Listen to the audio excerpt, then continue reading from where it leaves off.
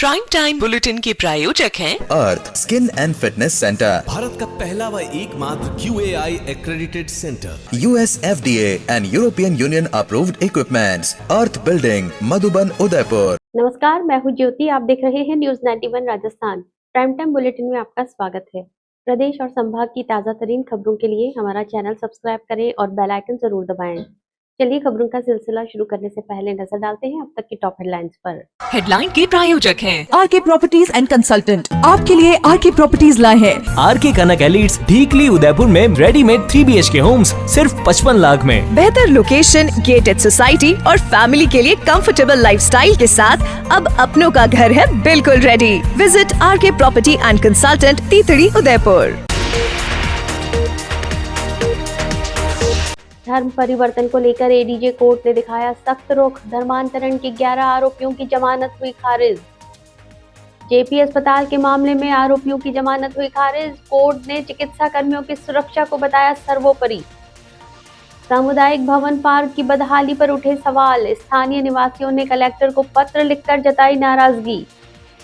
और विवाहिता ने परेशान होकर पति के खिलाफ दर्ज कराया मामला। दहेज प्रताड़ना और दूसरी शादी करने के लगाए आरोप।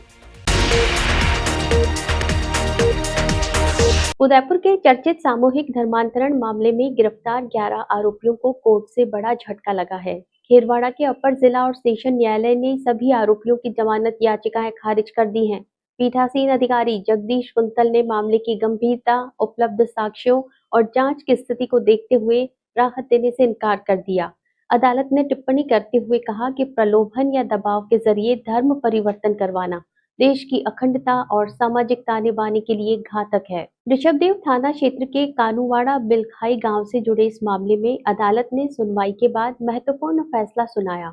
मामला 6 जून का है, जब पुलिस ने कथित सामूहिक धर्म परिवर्तन गतिविधियों के आरोप में 11 लोगों को गिरफ्तार किया था। शिकायतकर्ता नानालाल ने आरोप लगाया था कि उसे ईशा भगवान की प्रार्थना सभा के नाम पर बुलाया गया, जहां पहले से 150 से 200 लोग मौजूद थे। रिपोर्ट के अनुसार सभा में नानालाल को ईसाई धर्म अपनाने पर बीमारी ठीक करने, घर पर नया कुआं और हैंडपंप खुदवाने जैसे प्रलोभन दिए गए। आरोप है कि धर्म परिवर्तन से इनकार करने पर उसके साथ गाली गलौज, धक्का मुक्की और मारपीट की गई। इसके बाद पुलिस ने आरोपियों के खिलाफ मामला दर्ज कर गिरफ्तारी की कार्रवाई को अंजाम दिया। सुनवाई के दौरान आरोपियों की ओर से अधिवक्ता रवि भावा ने तर्क दिया कि ये आपसी विवाद का मामला है और उन्हें झूठा फंसाया गया है।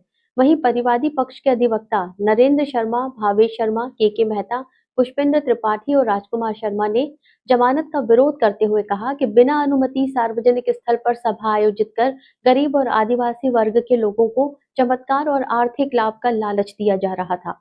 अदालत को ये भी बताया गया कि पुलिस ने मौके से ईसाई धर्म से संबंधित 17 पुस्तकें, CD और फोटोग्राफ बरामद किए हैं, जिनमें नाबालिग बच्चे भी दिखाई दे रहे हैं।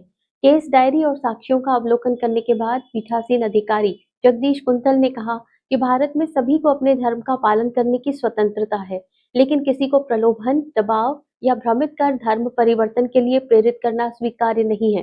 कोर्ट ने यह भी माना कि जांच अभी जारी है और आरोपियों की रिहाई से गवाहों को प्रभावित करने और साक्ष्यों से छेड़छाड़ की आशंका बनी रह सकती है। इसी आधार पर सभी 11 आरोपियों की जमानत याचिकाएं खारिज कर दी गईं।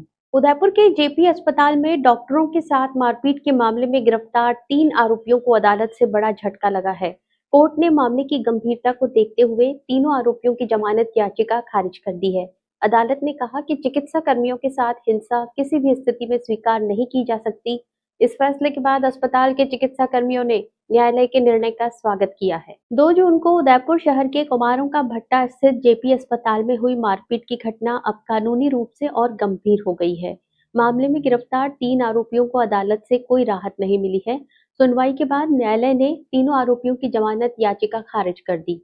प्रकरण के अनुसार अस्पताल में सड़क हादसे में गंभीर घायल मरीज कुलदीप जैन के उपचार को लेकर उसके परिजनों ने अस्पताल परिसर में हंगामा किया था।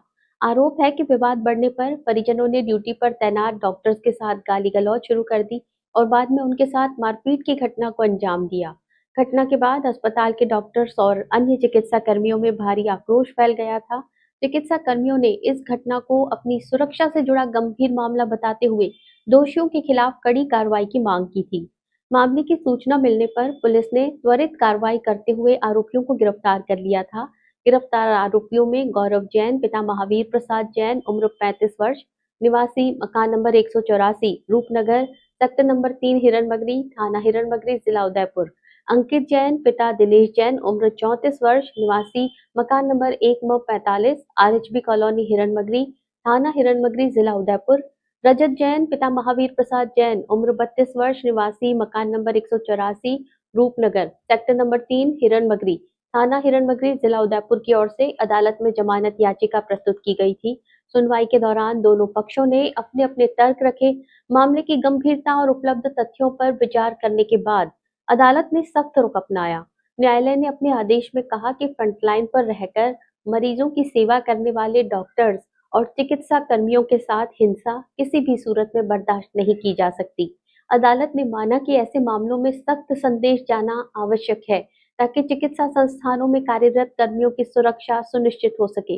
इसी आधार पर तीनों आरोपियों की जमानत याचिका खारिज कर दी गई। पूनम फर्नीचर 31 वर्षों से आपकी सेवा में। Office, hospitals, hotels, college, corporate और सभी तरह के गवर्नमेंट इंस्टीट्यूशंस में टर्नकी प्रोजेक्ट्स विशेषज्ञ पूनम फर्नीचर्स आपके लिए लाए हैं 0 डाउन पेमेंट 0% ब्याज पर आसान ऋण योजना। घर के आंगन सा लगे ससुराल का हर कोना। पूनम फर्नीचर के बिना बिटिया ससुराल न जाए। Poonam furnitures, Hiranmagri sector 5 main road Udaipur. Udaipur के गोवर्धन विलास विस्तार योजना स्थित सामुदायिक भवन पार्क की बदहाल स्थिति को लेकर स्थानीय निवासियों ने जिला कलेक्टर को ज्ञापन सौंपकर कार्रवाई की मांग की है। कॉलोनी वासियों का कहना है कि पार्क में गंदगी, आवारा पशुओं का उत्पात, टूटी टाइल्स और पर्याप्त रोशनी नहीं होने से लोगों को परेशानी का सामना करना पड़ता है। साथ ही बिना अनुमति कार्यक्रम आयोजित होने और असामाजिक तत्वों के जमावड़े को लेकर भी चिंता जताई गई है। उदयपुर के गोवर्धन विलास विस्तार योजना के सी ब्लॉक स्थित राजस्थान हाउसिंग बोर्ड कॉलोनी के सामुदायिक भवन पार्क को लेकर स्थानीय निवासियों में नाराजगी बढ़ती जा रही है। कॉलोनी वासियों ने जिला कलेक्टर को ज्ञापन सौंपकर पार्क की मौजूदा समस्याओं के समाधान की मांग की है। स्थानीय निवासियों का कहना है कि सामुदायिक भवन में आयोजित होने वाले कार्यक्रमों के बाद पार्क में गंदगी फैली रहती है, लेकिन सफाई की समुचित व्यवस्था नहीं होने से हालात लगातार बिगड़ रहे हैं। गंदगी के कारण पार्क और आसपास के क्षेत्र में आवारा पशुओं का जमावड़ा लगा रहता है, जिससे पार्क में घूमने आने वाले लोगों, सड़क से गुजरने वाले राहगीरों और वाहन चालकों को परेशानी उठानी पड़ रही है। ज्ञापन में ये भी उल्लेख किया गया है कि सामुदायिक भवन परिसर में नगर निगम की अनुमति के बिना भी कार्यक्रम आयोजित किए जा रहे हैं। कॉलोनी वासियों ने इस पर संज्ञान लेकर नगर निगम को होने वाले आर्थिक नुकसान को रोकने की मांग की है। स्थानीय लोगों ने पार्क में पर्याप्त रोशनी नहीं होने का मुद्दा भी उठाया। उनका कहना है कि अंधेरा रहने के कारण असामाजिक तत्वों का जमावड़ा बना रहता है, जिससे आसपास रहने वाली महिलाओं, बच्चों और बुजुर्गों की सुरक्षा को लेकर भी चिंता बनी रहती है। इसके अलावा पार्क में बने फुटपाथ को अव्यवस्थित बताया गया। पार्क में लगी कई टाइल्स टूटी हुई हैं, जिससे लोगों को टहलने और पार्क का उपयोग करने में कठिनाई होती है। कॉलोनी वासियों ने पार्क की मरम्मत करवाने और टाइल्स बदलवाने की मांग की है। ज्ञापन में पार्क में ओपन जिम स्थापित करने का भी सुझाव दिया गया है। उनका मानना है कि इससे कॉलोनी वासियों की आवाजाही बढ़ेगी, असामाजिक गतिविधियों पर रोक लगेगी और पार्क का वास्तविक लाभ बच्चों, महिलाओं, बुजुर्गों और स्थानीय निवासियों को मिल सकेगा। उदयपुर जिले के सायरा थाना क्षेत्र में एक विवाहिता ने अपने पति और उसके सहयोगियों पर गंभीर आरोप लगाते हुए पुलिस में मामला दर्ज कराया है। पीड़िता का आरोप है कि उसे दहेज के लिए लगातार प्रताड़ित किया गया और उसके पति ने पहली पत्नी के जीवित रहते हुए दूसरा विवाह कर लिया। पुलिस ने शिकायत के आधार पर मुकदमा दर्ज कर जांच शुरू कर दी है। घरेलू हिंसा और दहेज प्रताड़ना से जुड़ा ये मामला सायरा थाना क्षेत्र के ब्राह्मणों का कलवाड़ा गांव से सामने आया है, जहां 31 वर्षीय लीला देवी ने थाने पहुंचकर अपने पति नीलेश और परिवार के अन्य सदस्यों के खिलाफ कार्रवाई की मांग की। पीड़िता द्वारा दी गई रिपोर्ट के आधार पर सायरा थाना पुलिस ने मुकदमा दर्ज कर जांच शुरू कर दी है। शिकायत में लीला देवी ने आरोप लगाया कि उसके पति नीलेश और परिवार के अन्य सदस्यों ने मिलकर उसके साथ मारपीट की और उसे मानसिक और शारीरिक रूप से प्रताड़ित किया। महिला का कहना है कि विवाह के बाद से ही दहेज की मांग को लेकर उस पर दबाव बनाया जाता रहा और मांग पूरी नहीं होने पर उसके साथ दुर्व्यवहार किया गया। पीड़िता ने यह भी आरोप लगाया कि उसके पति ने पहली पत्नी के जीवित रहते हुए दूसरा विवाह कर लिया और दूसरी पत्नी को घर में रख लिया। मामले की गंभीरता को देखते हुए सायरा थाना पुलिस ने आरोपी पति नीलेश और 2 अन्य लोगों के खिलाफ विभिन्न धाराओं में प्रकरण दर्ज किया है। सायरा थानाधिकारी कानाराम सिरवी के नेतृत्व में मामले की जांच जारी है। पुलिस अधिकारियों का कहना है कि महिला सुरक्षा, दहेज प्रताड़ना और घरेलू हिंसा से जुड़े मामलों में किसी भी तरह की लापरवाही नहीं बरती जाएगी और जांच के आधार पर आगे की कानूनी कार्रवाई की जाएगी। सोमवार से बोहरा समुदाय का पवित्र मोहर्रम पर्व शुरू होने जा रहा है, जो आगामी 10 दिनों तक विभिन्न धार्मिक कार्यक्रमों के साथ मनाया जाएगा। इसे लेकर उदयपुर में तैयारियां तेज हो गई हैं। शहर की बोहरा बाड़ी में बाजारों की रौनक बढ़ गई है और मस्जिदों सहित धार्मिक स्थलों को आकर्षक सजावट से सजाया जा रहा है। समुदाय के लोग इस विशेष अवसर की तैयारियों में जुटे हुए हैं और धार्मिक आयोजनों को लेकर उत्साह का माहौल देखने को मिल रहा है। उदयपुर में बोहरा समुदाय के प्रमुख धार्मिक पर्व मोहर्रम को लेकर तैयारियां अंतिम चरण में पहुंच गई हैं। सोमवार से शुरू होने वाला ये पर्व आगामी 10 दिनों तक चलेगा, जिसके दौरान समुदाय के लोग विभिन्न धार्मिक कार्यक्रमों में भाग लेंगे। मोहर्रम की शुरुआत से पहले ही शहर के बोहरा बहुल क्षेत्रों में उत्साह और श्रद्धा का वातावरण दिखाई देने लगा है। विशेष रूप से बहरवाड़ी क्षेत्र में बाजारों में चहल पहल बढ़ गई है। खरीदारी करने वालों की आवाजाही बढ़ने से बाजारों में रौनक देखने को मिल रही है। समुदाय के लोगों द्वारा मस्जिदों और धार्मिक स्थलों को सजाने का कार्य भी किया जा रहा है। विभिन्न स्थानों पर आकर्षक रोशनी और सजावट की गई है, जिससे पूरे क्षेत्र का माहौल धार्मिक रंग में रंगा नजर आ रहा है। मोहर्रम के दौरान आयोजित होने वाले धार्मिक कार्यक्रमों को लेकर भी समुदाय के लोग तैयारियों में जुटे हुए हैं। बोहरा समुदाय में मोहर्रम का विशेष धार्मिक महत्व माना जाता है। इस दौरान इबादत, धार्मिक सभाएं और विभिन्न आध्यात्मिक कार्यक्रम आयोजित किए जाते हैं। समुदाय के लोग पूरे 10 दिनों तक धार्मिक परंपराओं का पालन करते हुए श्रद्धा और अनुशासन के साथ इस पर्व को मनाते हैं। उदयपुर में 17 जून को महाराणा प्रताप जयंती और हल्दी घाटी विजय दिवस के उपलक्ष्य में भव्य हल्दी घाटी विजय सार्ध चतुर्शती समारोह आयोजित किया जाएगा। आयोजन को लेकर तैयारियां अंतिम चरण में हैं।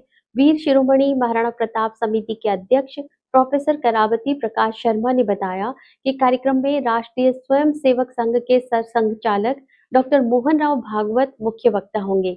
समारोह में राजस्थान सहित देश भर से हजारों लोगों के शामिल होने की संभावना है। उदयपुर के गांधी ग्राउंड में आयोजित होने वाले इस भव्य समारोह के लिए व्यापक स्तर पर व्यवस्थाएं की गई हैं। आयोजकों के अनुसार 2 लाख वर्ग फुट से अधिक क्षेत्र में भव्य टेंट लगाया गया है, जिसमें पंखे, मिस्ट फैन, पेयजल, शौचालय और शीतल पेय की समुचित व्यवस्था की गई है। कार्यक्रम की जानकारी जन जन तक पहुंचाने के लिए 2 लाख से अधिक पत्रकों का वितरण भी किया गया है। आयोजन समिति ने बताया कि मेवाड़ और राजस्थान के विभिन्न जिलों के साथ साथ देश भर से प्रबुद्ध जन, विशिष्ट अतिथि और समाज के प्रमुख लोग समारोह में भाग लेंगे।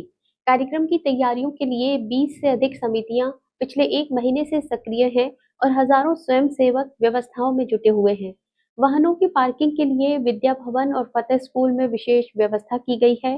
करीब 500 बसों के आने का अनुमान है। आगंतुकों को गांधी ग्राउंड तक पहुंचाने के लिए एसी वाहनों और मिनी बसों की व्यवस्था भी की गई है। चिकित्सा सेवाओं के लिए 50 से अधिक चिकित्सकों की टीम तैनात रहेगी। समारोह के साथ 3 दिवसीय विशेष प्रदर्शनी का आयोजन भी किया जा रहा है, जिसमें महाराणा प्रताप और मेवाड़ के शौर्य से जुड़े ऐतिहासिक प्रसंगों को प्रदर्शित किया जाएगा। देश के 50 से अधिक ख्यातनाम चित्रकारों द्वारा तैयार वीर रस आधारित चित्र भी प्रदर्शनी का हिस्सा होंगे। साथ ही मेवाड़ के इतिहास और गौरव से जुड़े साहित्य को भी उपलब्ध कराया जाएगा। वीर शिरोमणि महाराणा प्रताप समिति के अध्यक्ष प्रोफेसर करावती प्रकाश शर्मा ने कहा कि ये आयोजन केवल एक स्मृति कार्यक्रम नहीं, बल्कि हल्दी घाटी युद्ध को लेकर ऐतिहासिक विमर्श स्थापित करने का प्रयास है। उन्होंने दावा किया कि महाराणा प्रताप ने हल्दी घाटी युद्ध में अदम्य साहस का परिचय देते हुए मुगल सेना को पीछे हटने पर मजबूर किया था। कार्यक्रम में आरएसएस प्रमुख डॉक्टर मोहन भागवत के अलावा संत अवधेशानंद महाराज और निम्बार्क पीठ के निम्बार्काचार्य मौजूद रहेंगे। 16 जून को प्रताप गौरव केंद्र में महाराणा प्रताप की प्रतिमा का दुग्धाभिषेक और 15 जून को विशेष प्रदर्शनी का उद्घाटन भी किया जाएगा। जयंती जो तिथि से है, उस दिन एक यहाँ भव्य कार्यक्रम होगा, जिसमें 20 से 35 हजार तक लोगों के आने की पूरे दक्षिण राजस्थान से, उदयपुर, राजसमंद, चित्तौड़, भीलवाड़ा, डूंगरपुर, बांसवाड़ा आदि क्षेत्रों से आने की संभावना है। और समाज के प्रबुद्ध जन, समाज के प्रमुख जन और वे सभी यहाँ आएंगे, जिससे यह विमर्श परिवर्तन होगा। सबसे पहले मैं बताना चाहूँगा 2 लाख वर्ग फुट से ज़्यादा का एक भव्य टेंट लगाया गया जिसके अंदर पंखे हैं, मिस्ट हैं, पेयजल की व्यवस्था है, सुचारू टॉयलेट्स की व्यवस्था है, हमारे शीतल पेय की व्यवस्था रहेगी। 2 लाख से ज़्यादा हमने ये विमर्श को बताने के लिए और न्योता देने के लिए ये पत्रक बांटे हैं। पूरे मेवाड़ और राजस्थान से अति विशिष्ट लोग और कुछ प्रमुख लोग, प्रबुद्ध लोग पूरे देश भर से इसमें भाग लेंगे। कार्यक्रम के क्रम में हमने विशेष प्रकार के कुछ आयोजन किए हैं। हल्दी घाटी को लेकर एक छोटी फिल्म बनाई है, उस हल्दी घाटी फिल्म का भी प्रदर्शन वहाँ किया जाएगा। उस हल्दी घाटी फिल्म का पोस्टर विमोचन 14 तारीख को किया जाएगा। 15 तारीख को इस हल्दी घाटी और अन्य विषयों को लेकर प्रदर्शनी के बारे में भी बताया है, वो प्रदर्शनी का भी उद्घाटन होगा। और 16 तारीख को हम हर वर्ष महाराणा प्रताप जयंती पर दुग्धाभिषेक करते हैं अपनी जो प्रताप गौरव केंद्र स्थित मूर्ति है 57 फीट ऊंची। इस बार वह दुग्धाभिषेक का कार्यक्रम 16 तारीख को शाम को रहेगा। डूंगरपुर जिले में अवैध मादक पदार्थों के खिलाफ चलाए जा रहे ऑपरेशन त्रिनेत्र और एरिया डोमिनेशन के तहत पुलिस को बड़ी सफलता मिली है। पुलिस ने हिराताफला धरती माता गांव में कार्रवाई करते हुए एक घर से गांजे के 51 पौधे जब्त किए हैं। इसके साथ ही मौके से एक आरोपी को गिरफ्तार किया गया है। पुलिस का कहना है कि आरोपी से पूछताछ की जा रही है और मादक पदार्थ की सप्लाई से जुड़े अन्य लोगों के नाम भी सामने आ सकते हैं। डूंगरपुर जिले में अवैध मादक पदार्थों की रोकथाम के लिए चलाए जा रहे विशेष अभियान के तहत डूंगरपुर पुलिस लगातार कार्रवाई कर रही है। इसी क्रम में वर्धा थाना पुलिस ने ऑपरेशन त्रिनेत्र और एरिया डोमिनेशन अभियान के तहत एक और बड़ी कार्रवाई को अंजाम दिया। यह अभियान के दौरान थाना क्षेत्र में की गई लगातार तीसरी कार्रवाई बताई जा रही है। जिला पुलिस अधीक्षक मनीष कुमार के निर्देशन, अतिरिक्त पुलिस अधीक्षक हीम सिंह के मार्गदर्शन और सागवाड़ा डीएसपी रूप सिंह के नेतृत्व में थानाधिकारी वर्धा रिजवान खान और उनकी टीम ने ये कार्रवाई की। पुलिस को मुखबिर के जरिए सूचना मिली थी कि हिराताफला धरती माता निवासी मंगला रोध अपने घर में गांजे के पौधे छुपाकर रखे हुए है। सूचना को गंभीरता से लेते हुए पुलिस टीम तुरंत मौके पर पहुंची और आरोपी के घर की तलाशी ली। तलाशी के दौरान घर के अंदर प्लास्टिक के कट्टों में सूखने के लिए रखे गए गांजे के 51 हरे पौधे बरामद हुए। पुलिस ने मौके पर इलेक्ट्रॉनिक कांटे की सहायता से पौधों का वजन किया, जो जड़ सहित कुल 5 किलो 292 ग्राम पाया गया। बरामद गांजे की अनुमानित बाजार कीमत करीब 80,000 रुपए बताई जा रही है। इसके बाद पुलिस ने आरोपी को गिरफ्तार कर लिया और उसके खिलाफ एनडीपीएस एक्ट के तहत मामला दर्ज कर आगे की जांच शुरू कर दी। पुलिस अब ये पता लगाने में जुटी है कि आरोपी अब तक किन किन लोगों को गांजा बेच चुका है और इस नेटवर्क में अन्य कौन कौन लोग शामिल हैं। पुलिस अधिकारियों का मानना है कि पूछताछ में और भी महत्वपूर्ण खुलासे हो सकते हैं। गांजे के पौधे छुपा रखे हैं, जिस पर मन थाना अधिकारी में जाप्ता द्वारा मंगला पिता भीमजी रोध के निवास पर दबिश दी गई, तो हमें उसके मकान से 51 गांजे के छोटे छोटे हरे पौधे प्राप्त हुए हैं, जिनका हमने वजन किया तो 5 किलो 292 ग्राम होना पाया गया है। गांजा हमने जब्त किया गया है। मौके से मंगला पिता भीमजी रोध को भी हमने गिरफ्तार कर लिया गया है। प्रकरण पंजीबद्ध किया जाकर अनुसंधान किया जा रहा है। राजसमंद जिले के नाथद्वारा उपखंड क्षेत्र में इन दिनों पत्थरों का अवैध और ओवरलोड परिवहन करने वाले ट्रैक्टर ट्रॉलियों के बेखौफ संचालन से आम जनता और राहगीर बेहद परेशान हैं। ग्रामीणों का आरोप है कि क्षमता से कई गुना अधिक पत्थर भरे होने के कारण सड़कों पर चलते समय इन ट्रैक्टरों के अगले टायर हवा में उठ जाते हैं, जिससे वाहन पूरी तरह असंतुलित हो जाते हैं। प्रशासन और परिवहन विभाग की लापरवाही के चलते मुख्य मार्गों पर हर समय बड़े हादसों का अंदेशा बना हुआ है, जिसे लेकर ग्रामीणों में भारी आक्रोश है। नाथद्वारा उपखंड के बिजनौल गांव और आसपास के संपर्क मार्गों पर ओवरलोड वाहनों की वजह से हालात बद से बदतर होते जा रहे हैं। गौरक्षक प्रवीण सिंह चुंडावत के साथ पूरी गौरक्षा दल की टीम और स्थानीय निवासियों ने इस खतरनाक परिवहन के खिलाफ मोर्चा खोल दिया है। ग्रामीणों का कहना है कि इन ट्रैक्टर ट्रॉलियों में पत्थरों को इस कदर ऊपर तक भर दिया जाता है कि संतुलन बिगड़ते ही ट्रैक्टर का अगला हिस्सा हवा में लहराने लगता है। इस बेकाबू और लापरवाही भरे परिवहन के कारण गांव की मुख्य सड़कें पूरी तरह टूटकर गहरे गड्ढों में तब्दील हो चुकी हैं। इसकी वजह से सबसे ज्यादा परेशानी राहगीरों, छोटे बच्चों और स्कूली छात्र छात्राओं को उठानी पड़ रही है। पत्थरों के अत्यधिक भार के कारण सड़कों पर हर समय धूल का गुबार उड़ा करता है और ट्रॉली से कभी भी पत्थर नीचे गिरने का डर बना रहता है। स्थानीय लोगों का आरोप है कि परिवहन विभाग और स्थानीय पुलिस प्रशासन की लगातार अनदेखी के चलते इन वाहन चालकों के हौसले बुलंद हैं और वे बिना किसी खौफ के नियमों की धज्जियां उड़ा रहे हैं। गौरक्षा दल और ग्रामीणों ने प्रशासन को चेतावनी दी है कि यदि जल्द ही इस मार्ग पर प्रभावी नाकाबंदी कर इन ओवरलोड वाहनों के खिलाफ सख्त कानूनी कार्रवाई नहीं की गई तो कभी भी कोई बड़ा और जानलेवा हादसा हो सकता है। ग्रामीणों ने नाथद्वारा उपखंड अधिकारी और पुलिस प्रशासन से गुहार लगाई है कि बिजनौर मार्ग पर गति सीमा तय की जाए और भारी वाहनों के लिए नो एंट्री के कड़े नियम लागू कर जनता को इस समस्या से राहत दिलाई जाए। राज्य कर्मचारियों की वेतन विसंगतियों और अन्य लंबित मांगों को लेकर एक बार फिर कर्मचारियों की नाराजगी सामने आई है। महासंघ ने सरकार को पत्र लिखकर मांग की है कि कर्मचारियों के मांग पत्र 2025 पर जल्द उच्च स्तरीय वार्ता आयोजित की जाए। महासंघ का कहना है कि सरकार ने कुछ संवर्गों की वेतन विसंगतियां तो दूर की हैं, लेकिन अधिकांश कर्मचारी वर्ग आज भी न्यायोचित लाभ से वंचित है, जिससे कर्मचारियों में लगातार असंतोष बढ़ रहा है। राज्य कर्मचारियों की वर्षों से लंबित मांगों और वेतन विसंगतियों को लेकर महासंघ एकीकृत ने सरकार का ध्यान आकर्षित किया है। महासंघ ने पत्र के माध्यम से कहा है कि कर्मचारियों की वेतन संबंधी समस्याओं का अब तक पूर्ण समाधान नहीं हो पाया है, जिसके कारण विभिन्न विभागों के कर्मचारियों में भारी नाराजगी व्याप्त है। महासंघ के अनुसार राज्य सरकार ने खेमराज कमेटी की रिपोर्ट के आधार पर वित्त विभाग के 11 दिसंबर 2024 के आदेश के जरिए कुछ चुनिंदा संवर्गों की वेतन विसंगतियों को दूर किया था। हालांकि बड़ी संख्या में ऐसे संवर्ग हैं जिनकी न्यायोचित वेतन विसंगतियां आज भी यथावत बनी हुई हैं। कर्मचारी संगठनों का कहना है कि केवल सीमित वर्गों को राहत मिलने से व्यापक स्तर पर कर्मचारियों की समस्याएं खत्म नहीं हुई हैं। इसके अलावा कर्मचारियों की अन्य लंबित मांगों पर भी सरकार की ओर से अब तक कोई ठोस निर्णय नहीं लिया गया है। महासंघ एकीकृत ने अपने पत्र में स्पष्ट रूप से उल्लेख किया कि वेतन विसंगतियों के साथ साथ मांग पत्र 2025 में शामिल अन्य महत्वपूर्ण मुद्दों का भी समयबद्ध समाधान आवश्यक है। कर्मचारियों का मानना है कि लंबे समय से मांगे लंबित रहने के कारण कर्मचारियों में आक्रोश बढ़ता जा रहा है। इसी को देखते हुए महासंघ ने सरकार से आग्रह किया है कि मांग पत्र 2025 पर शीघ्र उच्च स्तरीय वार्ता आयोजित कर कर्मचारियों की सभी लंबित मांगों का समाधान किया जाए। कर्मचारियों को उम्मीद है कि सरकार सकारात्मक पहल करते हुए उनकी समस्याओं का निराकरण करेगी और लंबे समय से चली आ रही वेतन विसंगतियों को समाप्त करने की दिशा में प्रभावी निर्णय लेगी।